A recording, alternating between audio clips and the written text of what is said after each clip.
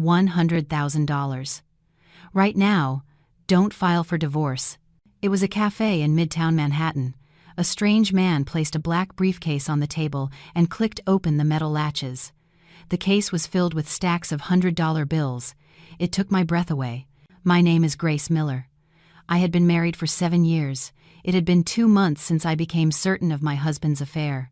My heart was pounding. This man was the husband of my husband's mistress. We, who had suffered the same betrayal, were sitting face to face. The bundles of cash in the briefcase glittered under the fluorescent lights. If you file for divorce now, you'll be the only one who loses. Moving emotionally without evidence will only benefit the perpetrators. His words were cold, but they weren't wrong. It was exactly what I had heard during a consultation with my attorney. An affair is a battle of evidence, not emotions. A rash response is poison. We're in the same boat. You and I have been wronged in the same way, so let's end this properly, perfectly, legally. This was a transaction with $100,000 on the table. It wasn't about revenge. It was preparation for a just and proper reckoning. I looked back at the briefcase. I realized then that collapsing under the weight of emotion and responding with cold calculation produce entirely different outcomes. I had been married for 7 years. My husband, Michael Davis, was a project manager at a mid-sized construction firm, a diligent and quiet man. My name is Grace Miller, a 5-year-old freelance translator working from home, a typical housewife. We met on a blind date. At our first meeting, Michael was reserved, but he exuded a sense of reliability. He wasn't flashy, but he was sincere and always kept his promises. We dated for a year and then got married. My parents were pleased. He had a stable job, a sincere personality, and his family background was decent. The early years of our marriage were happy. Michael would wake up at exactly 7 a.m. every morning to get ready for work, and in the evening, he would return home to have dinner with me. On weekends, we would go grocery shopping together and occasionally see a movie. It was ordinary, but I believed it was happiness. I thought the accumulation of these unremarkable days was building a life that was uniquely ours. Michael was never very talkative. He rarely spoke about his work and was clumsy at expressing his feelings. But that was just Michael. I believed he was a man who quietly and steadfastly took care of his family. He was, after all, the kind of person who brought home flowers on our anniversary and prepared a cake for my birthday. The changes began last fall. Michael said he was working late more often. At first, I accepted it without a second thought. He said it was a busy season in the construction industry. A major project was underway, he explained, and his director wouldn't let the team leave on time. I understood. I thought my husband must be exhausted. But his arrival times grew later and later. 10 p.m. became 11 p.m., and some nights he started coming home after 1 a.m. When I called, he'd say he was in a meeting and would call back, but he never did. His text replies also slowed down. He used to respond immediately. "This project is at its peak right now. Just bear with me a little longer," he'd say, his face etched with fatigue.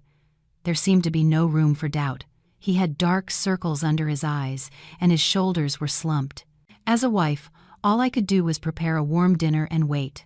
Sometimes I would pack his dinner in an insulated container and leave it by the front door.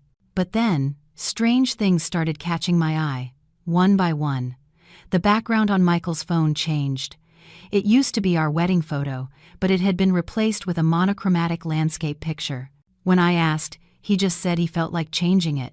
It seemed like a small thing, but a corner of my heart felt heavy. His shower times became longer. He would head straight for the bathroom as soon as he got home and wouldn't come out for over 30 minutes. This was a man who used to be too tired to even bother washing up after work. After his showers, I could smell cologne.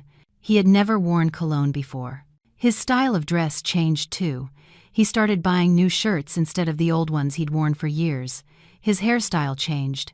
He started getting his hair trimmed at a salon, not the simple barbershop he used to go to. There was nothing wrong with caring about his appearance, but I questioned why now, why so suddenly. On weekends, he began going to the gym. Suddenly taking up exercise in his mid-40s, he would leave the house every Saturday morning. I should have been happy that he was taking care of his health, but for some reason, a part of me felt uneasy. Dressed in workout clothes, Michael would return well after lunchtime, only to take another shower. "Working out makes my body feel so much better," he'd say, but his face was vibrant. It was different from the face worn out by work. It felt like there was another reason. Was it a wife's intuition? A persistent feeling that something was wrong kept nagging at me. Our conversations dwindled. We used to briefly share our days after dinner, but now he just stared at his phone during meals. When I asked what he was thinking, he would say, "Nothing." Even when we were together, I felt alone. It was as if an invisible wall had sprung up between us. The decisive moment came a month ago. That day, Michael left, saying he had to work late again. I went to a restaurant near Grand Central Terminal to meet my friend, Sarah. She was a college friend I still met up with occasionally after getting married. We caught up over dinner, sharing stories. Suddenly, I saw him. Through the restaurant window, at a cafe across the street, sat my husband, Michael. My heart sank. But Michael wasn't alone. A woman was sitting across from him. She had long, dark hair and was wearing a burgundy coat. Michael was smiling. It was a relaxed, happy expression I hadn't seen in a very long time. My legs went weak. Sarah grabbed my arm. I wanted to storm in and confront him, but my feet wouldn't move. At that moment, Michael reached across the table and took the woman's hand. It was a natural gesture, as if it had been repeated countless times. "Grace!" Snap out of it. "Let's just get out of here," Sarah urged, pulling me into an alley. I couldn't breathe properly. This was the man I had lived with for 7 years, the man I believed to be ordinary and sincere. And now, he was sitting there, holding another woman's hand. I returned home. The empty living room felt alien. I sank onto the sofa and sat there in a daze. Michael came back after 1 a.m. The sound of the front door opening made my heart race. I was torn between greeting him as usual or confronting him immediately. "You're still up? You should have gone to bed early," Michael said, his expression completely normal. It was the face of a liar. The same man who was holding another woman's hand just hours ago was now standing in front of me, acting as if nothing had happened. I bit my lip. A thought struck me that I shouldn't say anything rash. "Is work very tough these days?" I asked, trying to sound as calm as possible. Michael nodded and went into the bathroom. I heard the shower running. I remained on the sofa. I felt like crying, but I held it in. I couldn't cry. Now was the time to be level-headed. From the next day, I began to observe. I recorded Michael's commute times, his weekend movements, and his phone usage patterns. On days he claimed to be working late, I checked the company parking lot. His car was gone.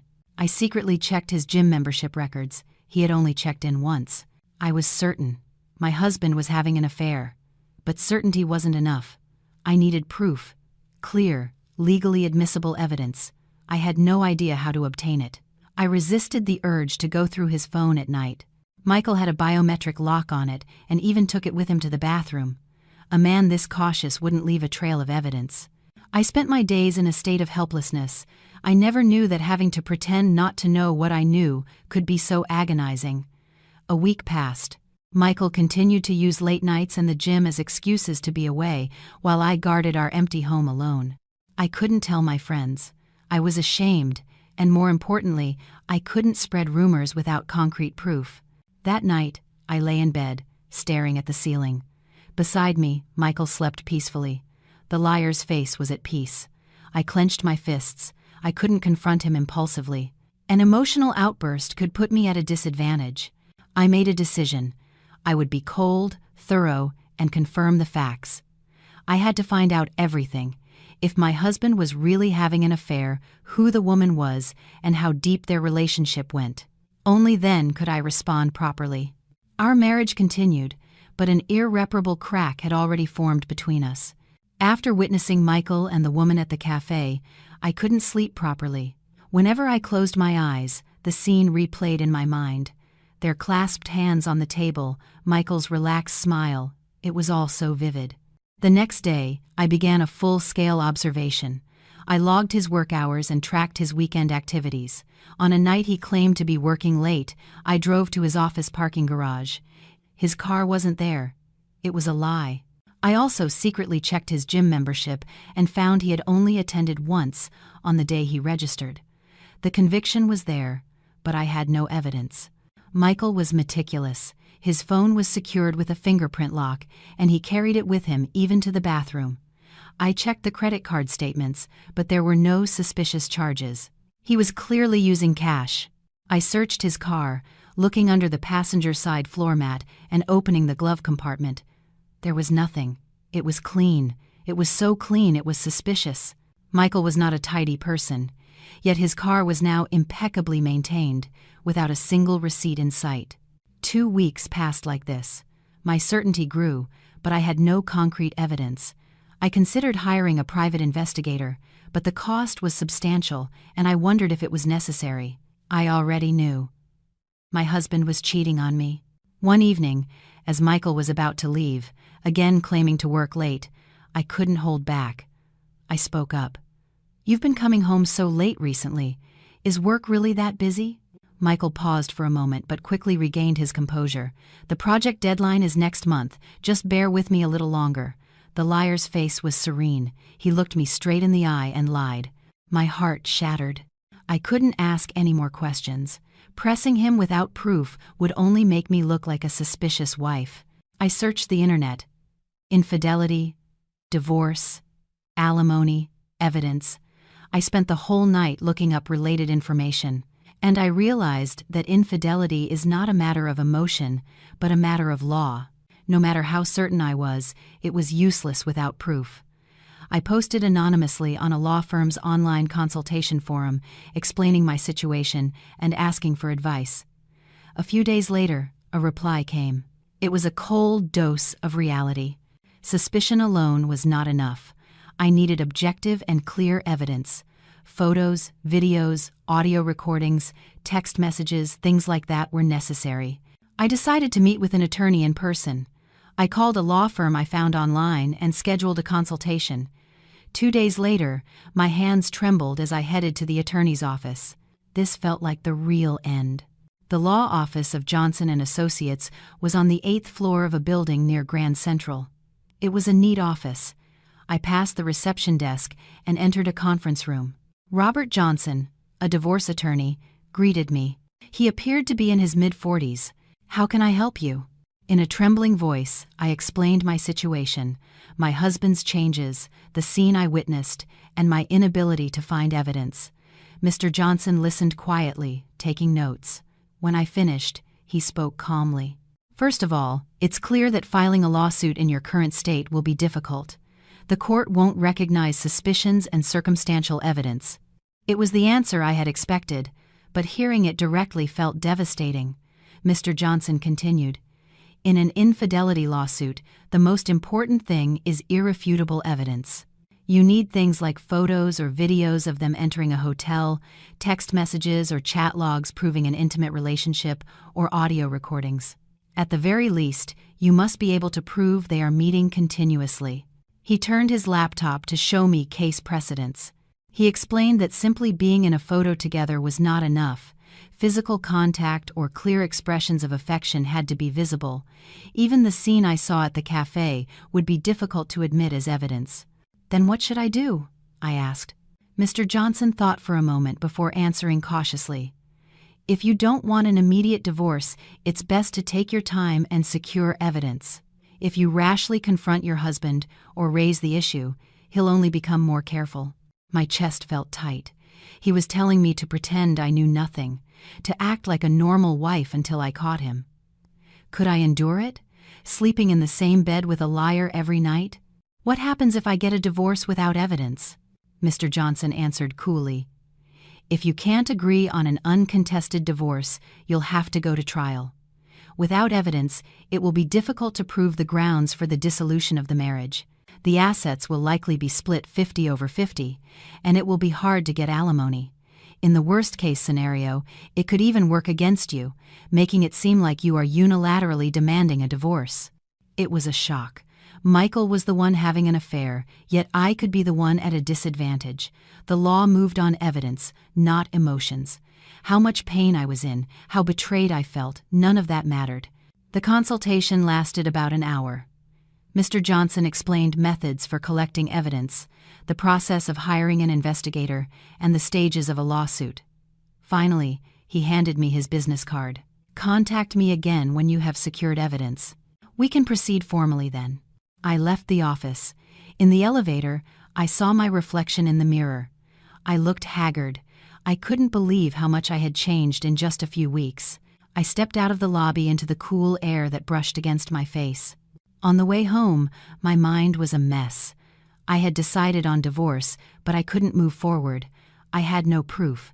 I wanted to confront Michael immediately, but I had to restrain myself. It could backfire. Knowing and proving were two entirely different things. I arrived home and sat alone in the empty living room. Only the ticking of the wall clock could be heard. I stared at the wall where our wedding photo hung. It was us, 7 years ago, smiling. We were happy then. Or at least, I believed we were. Tears started to fall. The emotions I had been holding back burst forth. I cried out loud, alone in the empty house. How long did I cry? By the time my tears stopped, the sky had grown dark. Michael came home late that day, too. It was after 1 a.m. I was lying in the bedroom. I heard the front door open, the sound of him taking off his shoes in the entryway, and him going into the bathroom. I heard the shower. 30 minutes later, Michael got into bed. I closed my eyes, pretending to be asleep. I could hear his breathing. It was calm, peaceful. The liar slept soundly. I lay awake all night, staring at the ceiling. From the next day, life went on. In the morning, I helped Michael get ready for work, and in the evening, I ate dinner alone. Michael still came home late, claiming to work late. On weekends, he went out, saying he was going to the gym. It was all lies, but I couldn't say a word. My friend Sarah called. She said she was worried because I hadn't been in touch since that day. She asked to meet, but I declined. I didn't have the emotional energy to see anyone. "Grace, are you struggling because of that?" Sarah asked gently. I couldn't answer. A lump formed in my throat. She sighed and said, "Don't go through it alone. Call me any time, okay?" I thanked her and hung up. But I couldn't tell anyone. I was ashamed, and more importantly, I couldn't spread rumors without proof. This was a pain I had to bear alone. I couldn't sleep at night. Lying next to Michael, I felt suffocated. It was agonizing to be in the same space, but I couldn't show it. I had to act like a normal wife. I smiled when I had to smile and answered when I had to answer. I lost weight. I had no appetite. Everything tasted like sand. When I looked in the mirror, my eyes were sunken. Michael didn't notice a thing. Or rather, he pretended not to notice. Maybe he just didn't care. A month passed like this. I was certain, but I had no evidence. I wanted a divorce, but I couldn't act. The law was not on my side. A wife without proof was in a weaker position than her cheating husband. I was confused. I didn't know what to do. Lying in bed, I stared at the ceiling. Beside me, Michael slept peacefully. I was breaking down psychologically. The pain was too heavy to bear alone, but I had to endure. I told myself that the truth would come out eventually, and I had to hold on until then. It was an ordinary Tuesday afternoon. Michael was at work, and I was at home working on a translation project. The doorbell rang. Thinking it was a package delivery, I checked the intercom. A strange man was standing there. He was in a suit, appearing to be in his early 40s. "Who is it?" I asked. The man looked directly into the intercom camera and answered in a calm voice. "Are you Grace Miller? I'd like to speak with you for a moment. It's about Michael Davis." My heart dropped. About Michael? Was he a colleague? A creditor? All sorts of thoughts raced through my mind, but I had no choice but to open the door. I stepped outside. The man handed me a business card. It read James Carter, Senior Manager, Sterling Construction. He had a clean-cut appearance, but his gaze was sharp. He looked like someone who had come with a firm resolve. "How about we get some coffee?" "There's something I need to tell you," Mr. Carter said. His tone left no room for refusal. We went to a quiet cafe nearby and sat at a window table. Mr. Carter took a sip of his coffee and began. "My wife is seeing your husband." It was a direct hit. I couldn't breathe. I had expected it, but hearing it so directly made it painfully real. My hands started to tremble. Mr. Carter continued. My wife's name is Jessica Vance. She's 29 and works at an advertising agency. She started seeing your husband last October. He took a manila envelope out of his bag and placed it on the table. With trembling hands, I opened it. Inside were photographs, pictures of Michael and a young woman together. They were taken in various places, cafes, restaurants, outside a movie theater, in a hotel parking lot. It was the same woman I had seen that day, the one with long, dark hair and a burgundy coat. In the photos, Michael was smiling. It was a happy expression I hadn't seen in a long time. My heart crumbled. I've been collecting evidence for 6 months. I hired a private investigator and even tailed them myself. Mr. Carter's voice was calm, but I could feel the anger and pain beneath it. He was in the same situation as me, a person betrayed by their spouse. More photos emerged, them walking hand in hand, kissing in a car, entering a hotel lobby. It was all undeniable proof. The evidence I had been desperately searching for was now right in front of me. I first became suspicious last September. My wife's late nights at work became more frequent, he said. His situation was identical to mine. He, too, had noticed the changes, grown suspicious, and tried to confirm his fears. Working late is common in the advertising industry, but something felt different. Her return times were erratic, and she started going out often on weekends. Mr. Carter's story continued. His wife's phone screen changing, her style of dress altering, her starting to wear perfume, it was all exactly what I had experienced. I was convinced, so I hired an investigator. After a month of surveillance, I found out she was regularly meeting someone. Your husband. He explained each photo, one by one. October 15th, a restaurant near Grand Central. October 22nd, Bryant Park. November 3rd, a movie theater in Times Square. November 17th, a hotel on the Upper East Side. The dates and locations were meticulously recorded. This wasn't just a casual fling. They were meeting regularly and maintaining a relationship. The most recent one was a week ago. They spent 4 hours together at that hotel on the Upper East Side. It was the last photo. 2 cars parked side by side in the hotel garage, and their backs as they walked into the hotel together. It was irrefutable proof. Why are you showing me this? I finally managed to ask. Mr. Carter took another sip of coffee and replied, We're in the same boat. You and I have both been betrayed. I thought you had a right to know. He was right. I needed to know. I shouldn't have to suffer in suspicion. I needed to know the clear facts. Mr. Carter went on. According to the investigator's report, their relationship has been going on for over 6 months. They met at least 2 or 3 times a week and have been to a hotel more than 5 times. The specific numbers came out. It was a cold reality, a testament to how long we had both been deceived. At first, I was just going to confront my wife, but I changed my mind. This is an issue between 2 people. Mr. Carter's expression hardened. I could sense his restrained anger. He wasn't being emotional. He was being cold and rational. Your husband is also responsible. He's a married man who got involved with another woman. My wife is also a married woman who had an affair. He was right. Michael and Jessica were both at fault. They were married people who had entered into a relationship with someone else. Mr. Carter and I were the victims. Did you know? He asked. I nodded. I saw them by chance a month ago, together at a cafe. I tried to confirm it afterward, but couldn't find any evidence. Mr. Carter nodded in understanding. I was the same way. At first, I kept it all to myself. I was suspicious but couldn't be sure, and I didn't have proof to confront her. That's why I hired a professional. Hiring an investigator must have been expensive, but for Mr. Carter, it was worth it. To know the truth and to take legal action. I'll make copies of this evidence for you. You'll need it, he said. I was grateful. He was a stranger, but he was helping me as someone in the same predicament. I needed this evidence. It was the irrefutable proof my attorney had talked about. I also have the original investigator's report. It's organized by date, with location and timestamps all recorded. He took out his phone and showed me the file. It was a log of their meetings, compiled in a spreadsheet. Over 30 meetings from October until now were listed meticulously. It was systematic, material that would surely be accepted in court. "Have you consulted with an attorney?" he asked. I nodded. "I went a month ago. He said I needed evidence." Mr. Carter gave a bitter smile. "That's right. The law moves on evidence, not emotion. No matter how certain you are, it's useless if you can't prove it."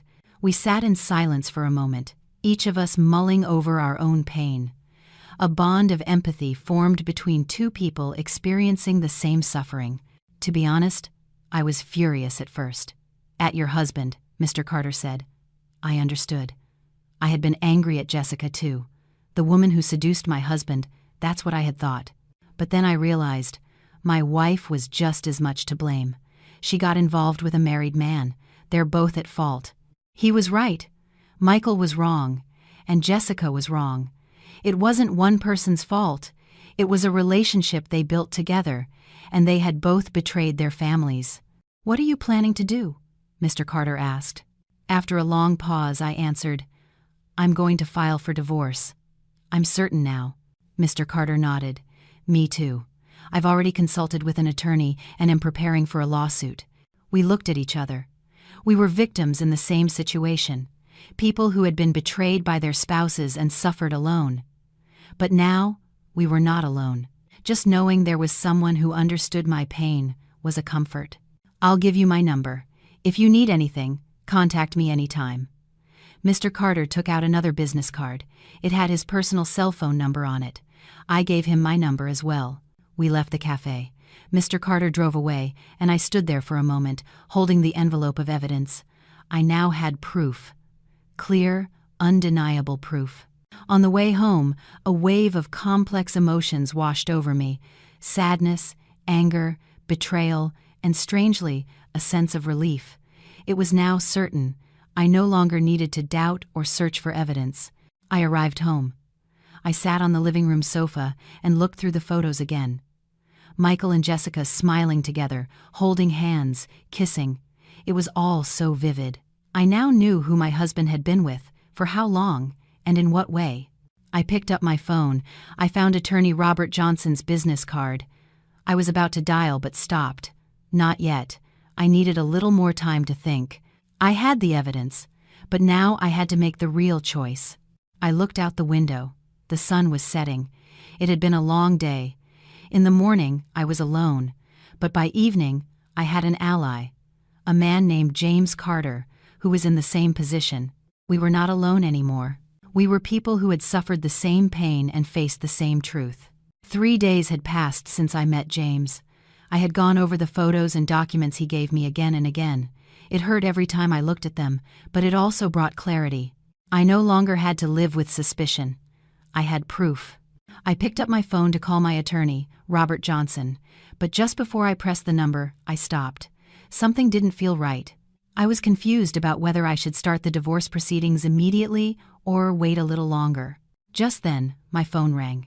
It was James. He wanted to meet, saying he had something to discuss. His voice was serious. It sounded important. We agreed to meet at the same cafe. James was already there when I arrived, sitting at the window table, sipping his coffee. He motioned for me to sit. As I sat down, he hesitated for a moment before speaking. "I have a proposal." His expression was grave. I wondered what it could be. James took something out of his bag. It was a black briefcase. He placed it on the table and clicked open the metal latches. The case was filled with stacks of $100 bills. My breath caught in my throat, and my heart began to pound. The bundles of cash glittered under the fluorescent lights. I couldn't understand what was happening. $100,000. "Right now, don't file for divorce," James said. I couldn't believe my ears. He was offering me $100,000 and telling me not to get a divorce? It didn't make any sense. Why would he pay for someone else's divorce, and what were his intentions? "What are you talking about?" I asked. James began to explain calmly. "If you file for divorce now, you'll be the only one who loses. Moving emotionally without evidence will only benefit the perpetrators." It sounded similar to what my attorney had said, but James's words carried a more specific intent. "Let me tell you my plan. I'm not going to file for divorce right away. I'm going to wait at least 3 more months. I was about to ask why, but he explained first. I'm waiting for the most legally damaging moment. Let them get in deeper. Let them leave more evidence. It was a cold calculation. It wasn't emotion. It was strategy. James didn't want revenge. He wanted to respond in a legally flawless way. If we sue now, they'll be startled for a moment, but they'll soon come up with excuses. They'll say it was a mistake, a temporary lapse in judgment. But if we give it time and accumulate more evidence, there will be no room for excuses.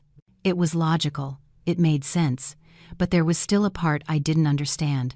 But why are you telling me not to get a divorce? James took a sip of his coffee and answered, If you initiate divorce proceedings first, my plan will be ruined. Your husband will become cautious, and my wife will find out. Then they'll destroy evidence and become more careful. I understood. If I moved first, Michael would get nervous, which would be communicated to Jessica, and they would both become guarded. It would interfere with James's evidence gathering. We're in the same boat. You and I have been wronged in the same way. So let's end this properly, perfectly, legally. James's gaze was sharp. This wasn't a proposal. It was a request for collaboration. A call for the victims to join forces and respond effectively. I looked at the briefcase again. $100,000. It was a lot of money. But I felt a sense of resistance. This felt like a deal. It felt like he was buying my divorce with money. I'm not getting a divorce because I need money, I said. James nodded. I know. But this is compensation. For the 3 months you'll have to endure. I know that's not an easy thing to do. He was right. Enduring for 3 more months would not be easy. It meant living in the same house with Michael, pretending not to know. It meant sleeping in the same bed with a liar every night. To be honest, it's hard for me, too. It's painful to see my wife every day and pretend I don't know, but I'm enduring it, to end this properly. Emotion crept into James's voice. He was struggling, too. We were suffering the same pain, and through it all, he was collecting evidence and making plans. A premature divorce can actually benefit the perpetrators. If you sue now, the assets will be split 50-50, and you won't get much in alimony. But if we accumulate evidence of an undeniable breakdown of the marriage, things will be different. He explained the legal aspects. He had clearly consulted with an attorney. James was prepared. He was approaching this with reason, not emotion. We let them develop a deeper relationship. Let them go on a trip together, start living together, maybe even get pregnant. If that happens, there will be absolutely no room for excuses. A chill ran down my spine. It was calculating. But he wasn't wrong. The more evidence there was, the clearer the relationship, the more advantageous it would be in a lawsuit. That's what James was aiming for. The $100,000 is compensation for the time you have to endure, and it's also a token of my gratitude for your cooperation in my plan. He pushed the briefcase towards me. The stacks of cash were packed tightly. It was real. James was serious. I hesitated. Should I accept? Was this the right thing to do? But on second thought, James was right. If I divorced now, I was unprepared. I had some evidence, but I needed something more definitive. So you're saying if I move first, your plan will be ruined? James nodded. That's right. If your husband finds out, he'll tell my wife. Then they'll either break up immediately or at least become more cautious. It will be harder to gather evidence. I understood. We were connected. Just as Michael and Jessica were a couple, James and I were in the same boat. One person's action would affect the other. So what will you do after 3 months? I asked. James answered clearly. We file lawsuits simultaneously. On the same day, at the same time, we both file for divorce and sue the other party for adultery. They won't have time to react. It was strategic. He was like a soldier, a man who planned and prepared everything, a man who prioritized reason over emotion. I've already consulted with an attorney, and the preparations for the lawsuit are almost complete. You should also find an attorney and quietly prepare. He explained it step by step, as if he were outlining a business plan. But this wasn't business. It was our lives. The end of our marriages. I was conflicted. On one hand, I wanted to get a divorce immediately. I didn't want to live with Michael for another moment. But on the other hand, James was right. A rash response could be disadvantageous. What if I refuse? James thought for a moment and answered honestly. I can't stop you. It's your decision. But I would like to ask for a favor. At least give me time to prepare. Even just 1 month. He was desperate. James was just as tormented as I was. How much effort had he put into gathering evidence and making plans? All of that could be undone by my single choice. I made my decision. I would accept. I would accept James's proposal. Not for the money, but because I wanted to end this properly. I didn't want to give Michael a chance to make excuses. All right, I'll wait 3 months. A look of relief washed over James's face. Thank you. You won't regret it. He pushed the briefcase all the way towards me. I took it. It was heavy, not with the weight of money, but with the weight of my decision. Now I had to endure for 3 more months, acting like a normal wife next to Michael. One more thing. Please don't let your husband suspect anything. You have to act as you normally do, James urged. I nodded. I knew. I had to act. I had to pretend to be an unsuspecting wife. I'll do the same. In front of my wife, I'll be the husband who knows nothing. I'll make sure she never finds out. We looked at each other. It felt like we were accomplices.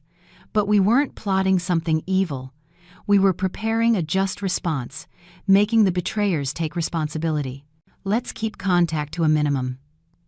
I'll contact you discreetly only when necessary, James said. I understood. Frequent contact could arouse suspicion. Michael might see my phone, or Jessica might check James's. I'll let you know if I find out any important information. You should also share anything you discover. It was James's suggestion, to share information. To keep each other informed about Michael's movements, Jessica's schedule, their meetings. But don't try to tail them or investigate on your own.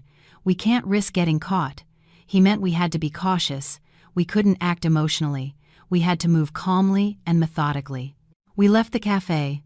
James drove off first. I stood there, holding the briefcase. The briefcase with $100,000 inside.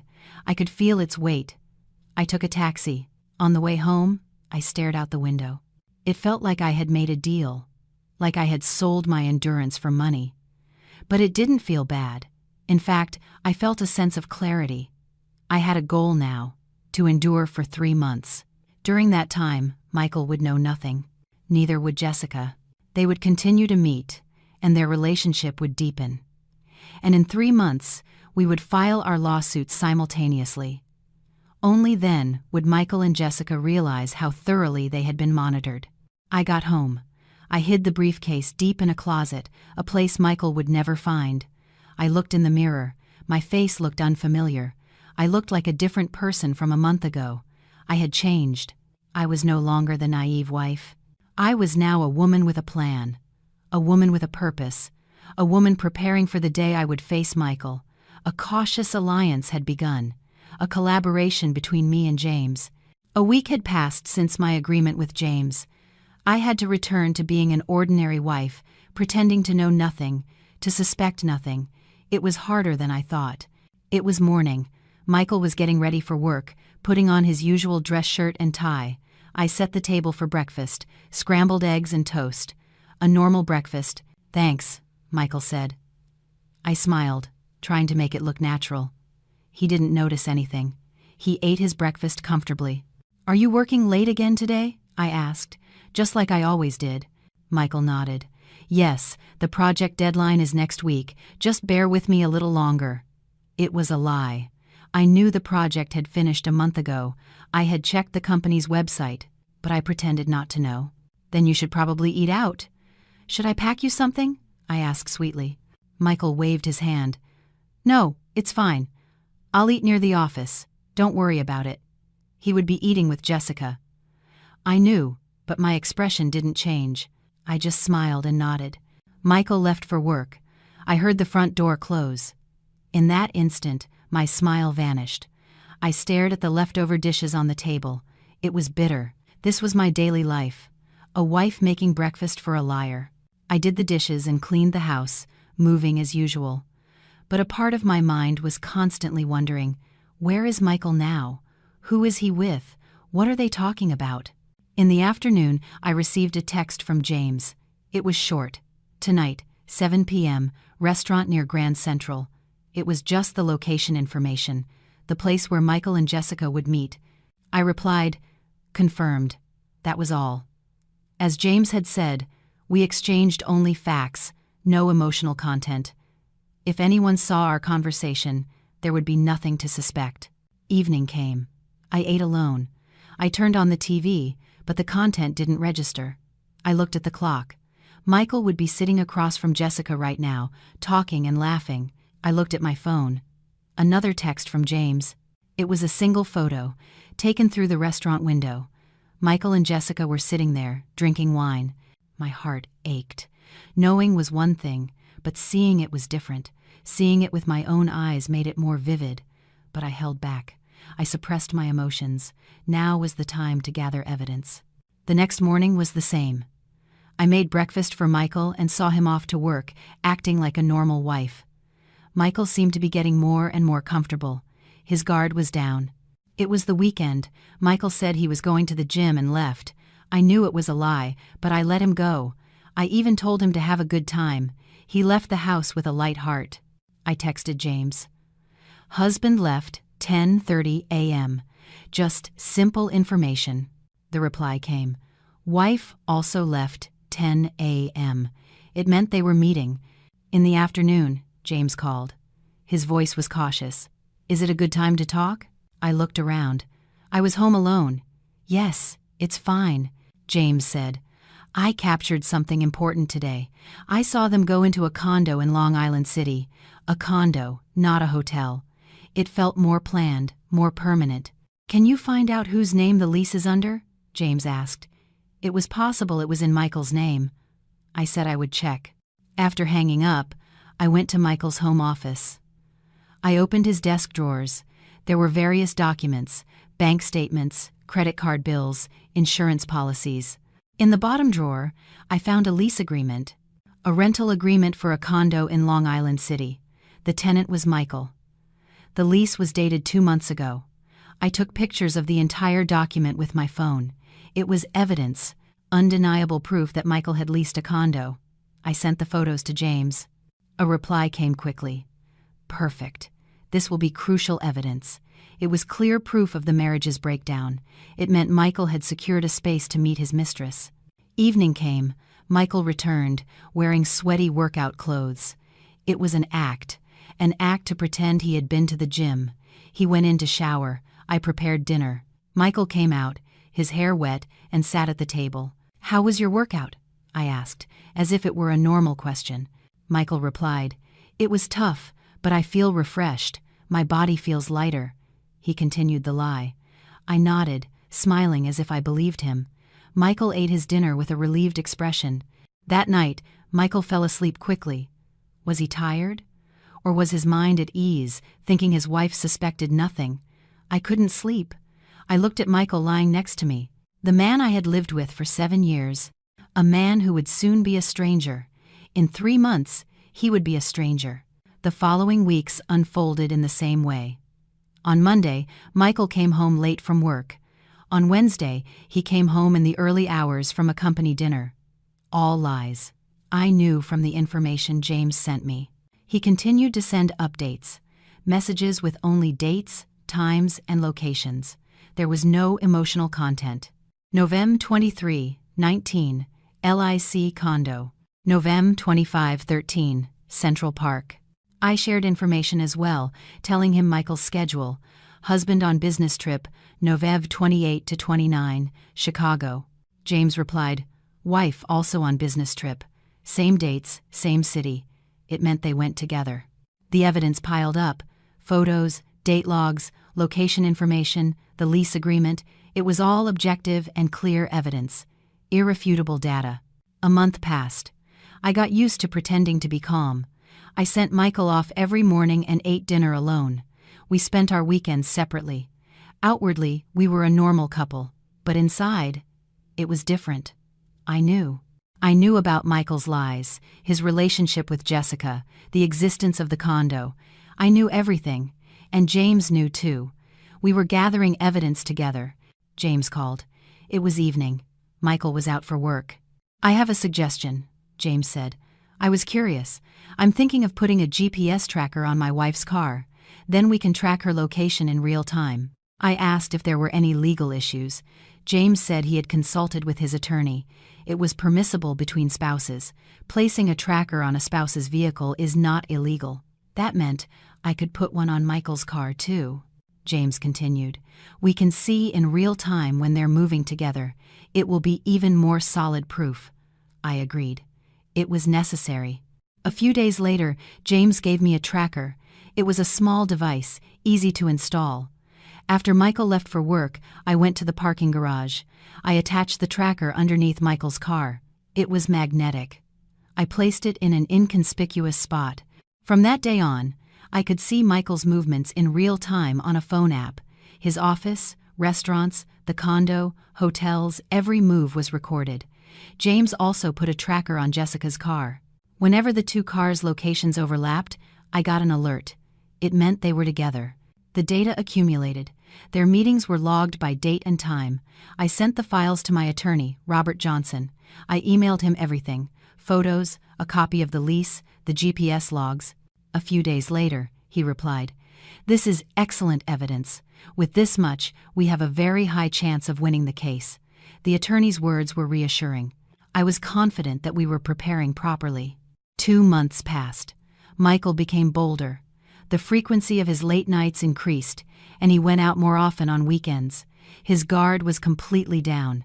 He thought his wife suspected nothing. One evening, Michael said, "I think I have to go on a business trip to Miami next week." For 3 days. Miami. It wasn't a business trip, it was a vacation.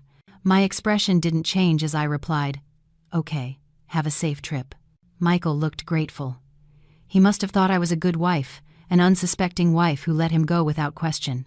I informed James about Michael's Miami trip. A reply came soon after. "Wife is also going to Miami. Same dates." It was certain. They were going together. "This will be the final blow," James texted. He was right. Spending 3 days and 2 nights together in Miami was undeniable grounds for divorce.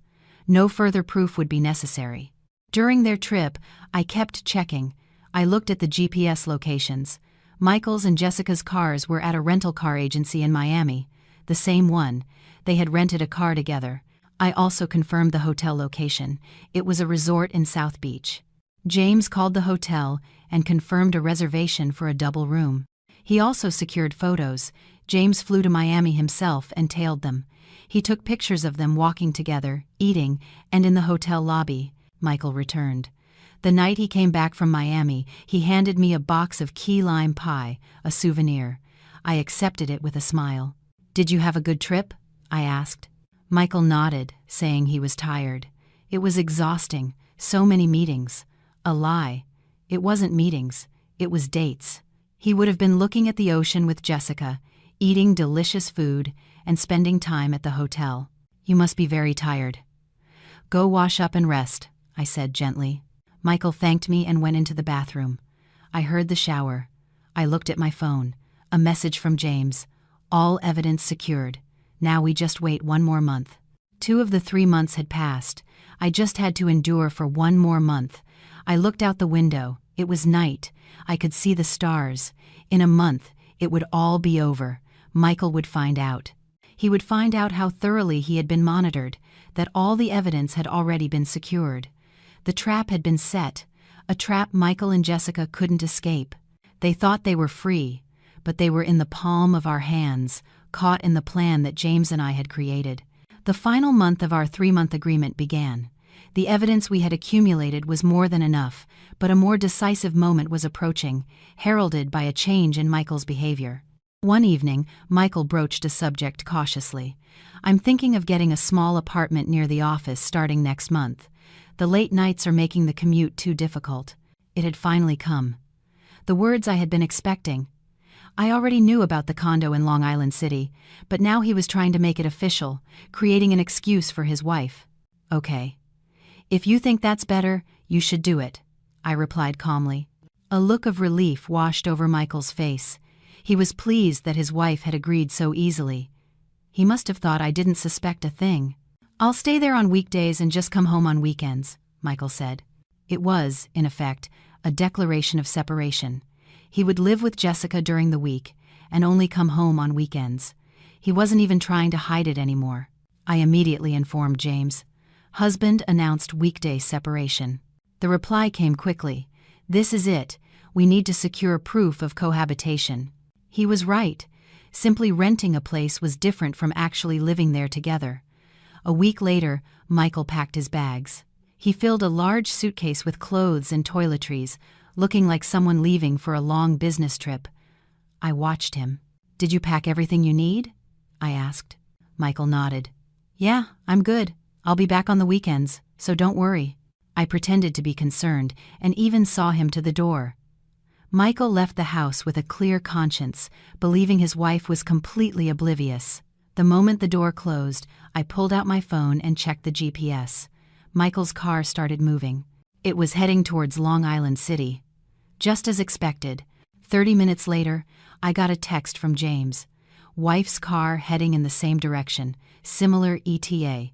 They were meeting. They were going to start living together. That night, James called. His voice was tense. I confirmed it at the condo entrance. They went in together, both carrying luggage. It was the beginning of their cohabitation. Michael and Jessica would now live like a married couple. They would wake up together, come home together, and sleep in the same space. "I got photos. I even got a shot of them getting into the elevator with their luggage," James said. It was perfect evidence, proving they weren't just meeting but living together. Several days passed. Michael didn't come home all week. He sent a few texts. "How are you? Work is busy." Formal, perfunctory messages. I checked the GPS. Every night, Michael's car was in the parking garage of the Long Island City condo. Jessica's car was there too, parked side by side. James continued his surveillance. He documented them leaving together in the morning and returning together in the evening. The photos piled up, day by day. 1 week, 2 weeks, a month went by. A month later, I met James. Not at a cafe, but in his car. We had to be more cautious now. James opened his laptop. "Look, this is the record for the past month." The screen displayed a spreadsheet.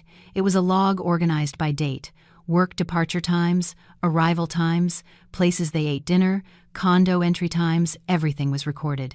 They spent 27 out of 30 days together. "That's undeniable cohabitation," James said. He was right. There was no room for excuses. This wasn't a mistake or a temporary fling. It was a planned and sustained relationship. He opened another file. It was full of photos, dozens of them organized in a folder. Pictures of them going to work, coming home, grocery shopping, taking walks together. This is the clincher. He enlarged one photo. It was taken from the condo's balcony. Michael and Jessica were standing together, talking over coffee. It was morning. They had greeted the morning in the same space. There's more. James opened another file. Financial records, Michael's credit card statements. "How did you get this?" I asked. James explained. "Through my attorney. It's possible to formally request and view a spouse's financial transaction records." The screen showed detailed statements. Purchases from a supermarket near Long Island City, home appliance stores, household goods. It was the spending pattern of people sharing a home. They bought furniture too. A bed, a sofa, a dining table, James said. They had set up a new home, not a temporary hideout, but a proper place to live. My wife's card statements are similar. She bought kitchenware, bedding, interior decor. They had furnished the place together, each paying their share. Could there be more obvious proof of cohabitation? And I secured this too. James opened yet another file. It was a video, security footage from the condo lobby. "How did you get this?" I asked, astonished. James answered calmly. "I asked an employee at the management office. When I mentioned that legal procedures were involved, they cooperated. He played the video. It showed Michael and Jessica coming out of the elevator and walking through the lobby. It was morning. They were heading to work together. It looked natural, like a couple who had lived together for a long time. This video alone is enough. But there's more. James continued to show me evidence. Package delivery records, utility payment histories, parking garage entry logs. It was all there. He was systematic, leaving no stone unturned. I showed this to my lawyer. He says our chances of winning are over 95%, James said. I felt a sense of relief. The 3 months of waiting had not been in vain. We had secured perfect evidence. We should be able to get a significant settlement. This goes beyond simple infidelity to cohabitation. He was right. It was clear grounds for the dissolution of the marriage.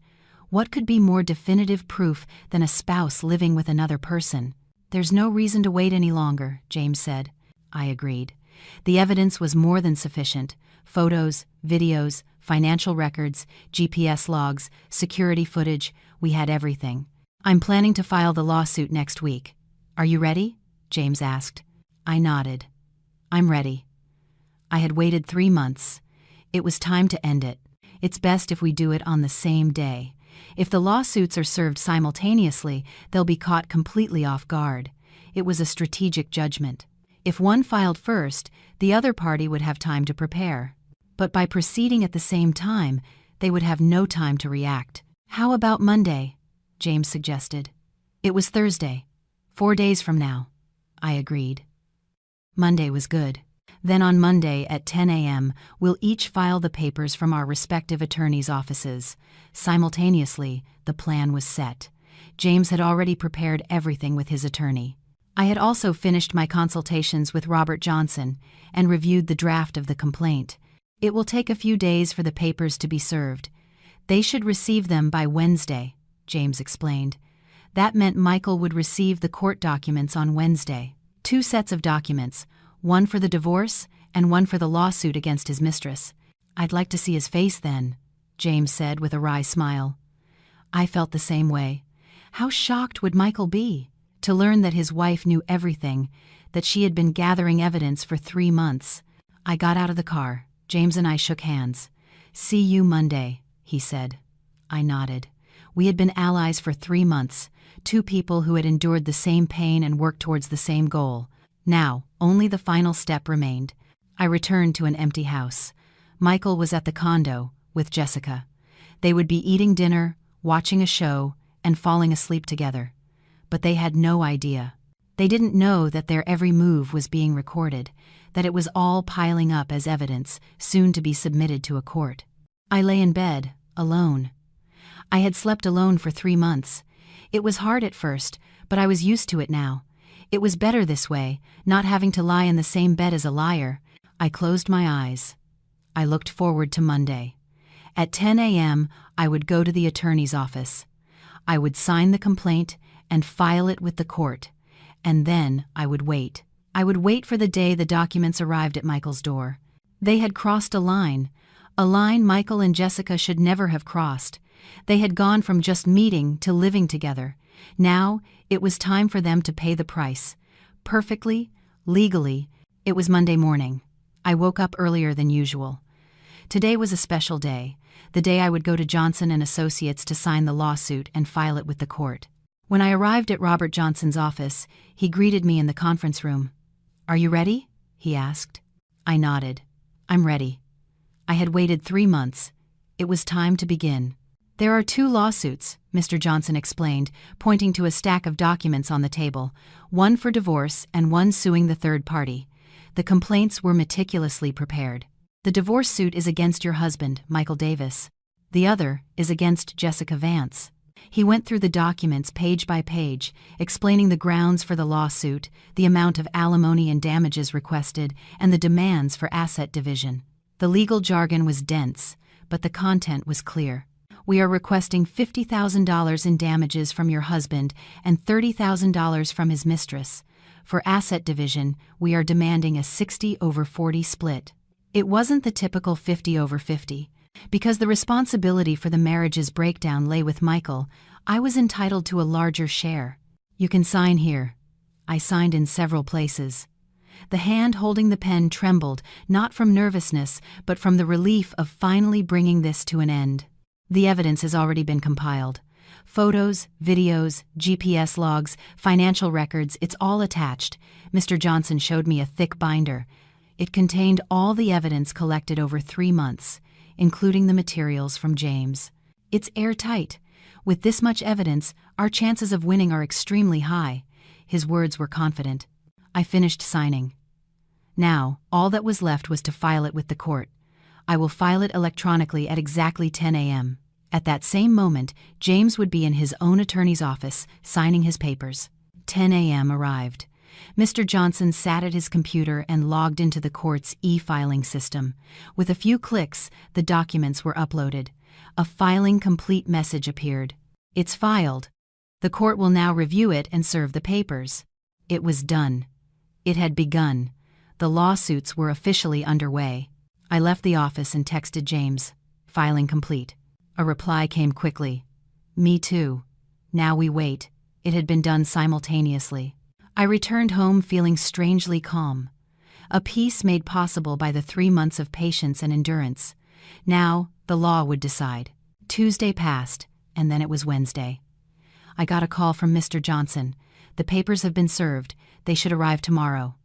Tomorrow, Michael would receive the court documents. Michael, who had been living with Jessica, oblivious to everything, was about to get the shock of his life. It was Thursday afternoon. My phone rang. It was Michael. His voice was frantic. "Honey, where are you? Are you home?" he asked.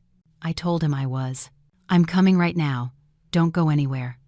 The line went dead. His voice was shaking. He had received the papers. He finally knew.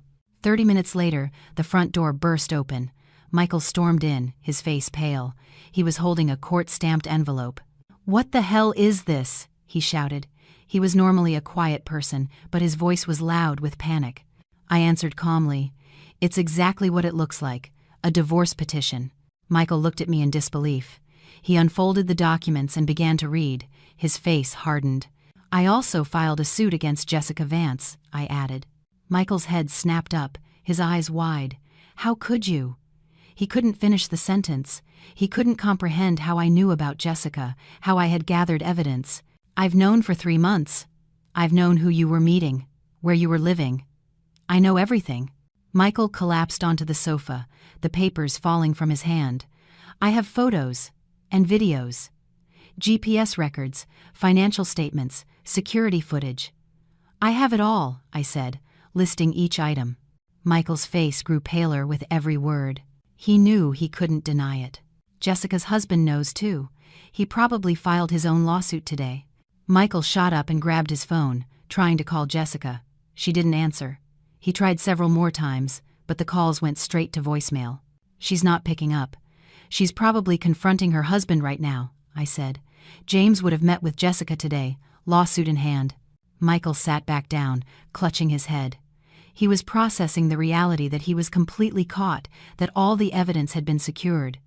"Since when did you know?" he asked, his voice a whisper, drained of energy. 3 months ago. Since the day I saw you at that cafe near Grand Central." Michael seemed to remember that day. His expression tightened. "I started documenting everything from then on. Your lies, your meetings, the condo lease, the Miami trip, the cohabitation, everything." Michael said nothing. There was nothing he could say. "Why?" I asked. I truly wanted to know why a man I had spent 7 years with would choose someone else. After a long silence, he finally spoke. "I'm sorry. I'm so sorry." That was all. An apology, but no reason. He couldn't give one because there was no excuse. His phone rang. It was Jessica. Michael answered. "Yeah, it's me. You got them too?" "Yeah, what do we do?" His voice was panicked. Jessica had been served as well. They were both in the same situation.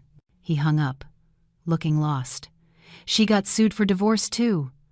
Her husband knew everything. James had confronted Jessica at the same time. The plan had worked perfectly. That night, Michael didn't go back to the condo. He stayed at the house, sleeping on the living room sofa, not in our bedroom. I could tell he didn't sleep at all. The next day, James contacted me. "We met at a cafe.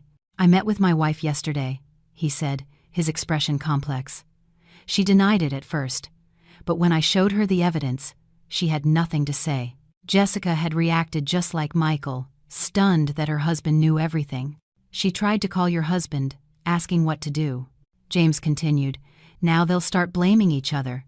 He was right. In a crisis, people try to protect themselves. Michael and Jessica would be no different. A week passed. I heard from Mr. Johnson. "Your husband's attorney contacted me. They want to negotiate a settlement." It was the expected response. They knew they would lose in court. "What are their terms?" I asked. "A $30,000 settlement and a 50/50 asset split," Mr. Johnson replied. It was far too low. I had requested $50,000 in damages and a 60/40 split. "Reject it. If they don't meet our terms, we go to trial."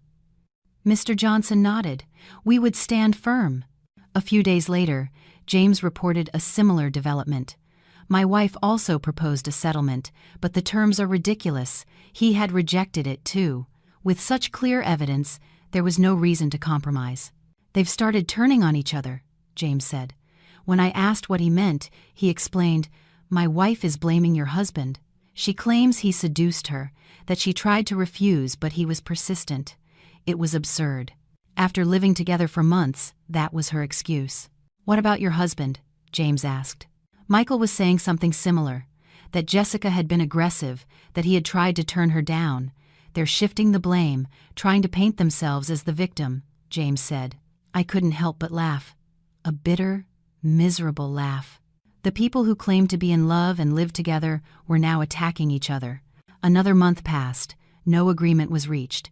Neither Michael nor Jessica would accept responsibility. We had no choice but to go to trial. The first court date was set for the 15th of next month. Michael remained at the house but didn't return to the condo. It seemed his contact with Jessica had dwindled.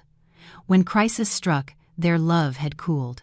Whenever we passed each other in the living room, Michael would lower his head. He no longer apologized. There was nothing left to say. Only guilt and regret remained.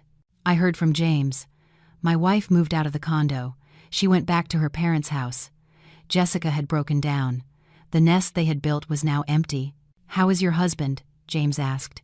"He's here, but we don't speak. It's as if we're living in separate houses. The relationship was already over. Only the legal formalities remained."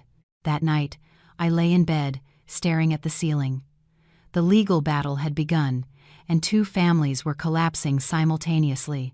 Michael and Jessica had claimed to love each other, but now they were at each other's throats. Watching the perpetrators fall apart was a bitter experience. There was no thrill of revenge, only a sense of finality. Now, the law would decide who was at fault and who had to take responsibility. The trial proceeded over 3 sessions. Each time I sat in the courtroom, it felt surreal. Facing the man I had spent 7 years with as plaintiff and defendant was something I never imagined. In the first session, Michael's attorney tried to deny the evidence, claiming the photos were a matter of perspective and the GPS records were coincidental. But when Mr. Johnson presented the security footage, they were speechless. It was undeniable, a clear video of them entering and leaving the condo together. In the second session, Jessica was called as a witness. In a trembling voice, she testified that Michael had pursued her and that she was a victim. But when James's attorney presented the condo lease agreement, which she had co-signed, she was unable to speak. In the third session, the judge declared, "The evidence is irrefutable. The defendant's responsibility for the breakdown of the marriage is acknowledged." It was a cold judgment based on facts, not emotions. Michael sat with his head bowed. The verdict came a month later. The judgment was mailed from the court. Mr. Johnson called me after reviewing it. "We won. The ruling is almost entirely in our favor." I was awarded $45,000 in damages from Michael and $25,000 from Jessica, for a total of $70,000. The asset division was ruled 60/40.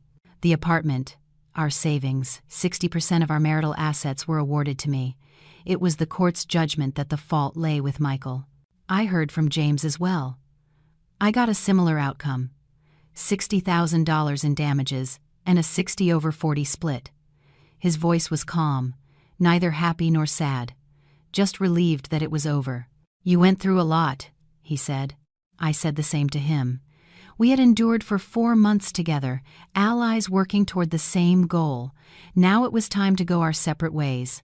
A week after the verdict, Michael moved out. He packed his things and left. I didn't ask where he was going. I didn't want to know. He was already a stranger. "I was sorry," he said, just before he left. I nodded. It wasn't forgiveness, just an acknowledgement that it was over. The front door closed. 7 years of marriage ended just like that. I was alone in the empty house, but my heart felt strangely light. It was as if a heavy burden had been lifted. The asset division was finalized. The apartment was transferred to my name, the savings were divided, and the damages were paid. With the $100,000 from James, it was a substantial sum. I heard news about Michael. He had quit his job. The affair had become known during the lawsuit, and his position at the company had become untenable. He had lost his social standing. The same happened to Jessica. James told me she had quit the advertising agency after her colleagues found out. Michael and Jessica lost everything at once: their assets, their trust, and their reputations.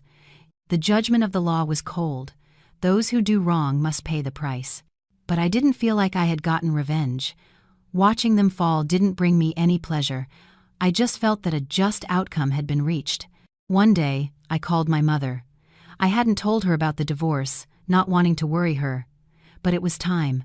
"Mom, I got divorced." Silence on the other end. After a long pause, she asked, "When?" I told her it was last week. My mother sighed. It must have been so hard. "I'm okay," I said. And I really was. I told her I actually felt relieved. She told me to come home, to rest for a while. That weekend, I visited my parents. My mom greeted me at the door, and my dad was in the living room. "You went through a lot," my dad said. I nodded, telling them it was hard, but I had gotten through it. My dad said I did the right thing, that I had handled it properly. I ate my mom's home-cooked meal. It was the first proper meal I'd had in a long time. I spent a week at my parents' house, recovering from the accumulated fatigue. I thought about what I would do, how I would live my life.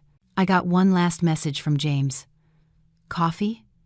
We met in a much more relaxed atmosphere. He looked different, his expression brighter. "I'm looking for a new job. Time for a fresh start," he said. He was preparing for a new beginning, just like me. "I wish you all the best," he said. I thanked him for his help over the past 4 months. I couldn't have ended it so perfectly without him. We parted ways, likely to never see each other again, but he would always be an important person in my life, the ally who helped me through the hardest time. I returned to my home. The traces of Michael were gone. I had redecorated, bought new furniture. It was a new start. I sat in the living room and looked out the window. Spring was coming. New buds were sprouting on the trees. Just as the seasons were changing, so was my life. I started my translation work again. I contacted my clients, and they were happy to have me back. It felt good to work, to focus on something, to prepare for the future. My friend Sarah called. I told her everything. "You did the right thing," she said. Her words were a comfort, affirming my choices. "Now you can start fresh. You're still young. Good days are ahead." She was right. I was 35. I could start over. Life settled into a routine. I worked in the mornings, exercised in the evenings, and met friends on the weekends. Thoughts of Michael came occasionally, but there were no regrets. I believed I had made the right choice by not tolerating his wrongdoing and protecting my dignity. This wasn't revenge. It was a just response. The result wasn't an emotional victory, but the preservation of my self-respect. One evening, I stood on my balcony and looked up at the clear night sky. A cool breeze blew. I realized then that divorce isn't an end, but a beginning. It wasn't about falling apart, but about standing up again. 7 years hadn't been erased. A new life had begun. I had no regrets. Choosing Michael, deciding to divorce him, they were all my choices. I decided to look forward, instead of dwelling on the past. It was a new beginning, living again under my own name, Grace Miller. Not as someone's wife, but as myself. I lay in bed, alone but not lonely, peaceful. Tomorrow was waiting, with a new day and new possibilities. It was a quiet but certain case of cause and effect. The person who did wrong paid the price, and the person who endured protected their dignity. All that was left was a new beginning, not regret, but hope. Not an end, but a start. The start of Grace's new life.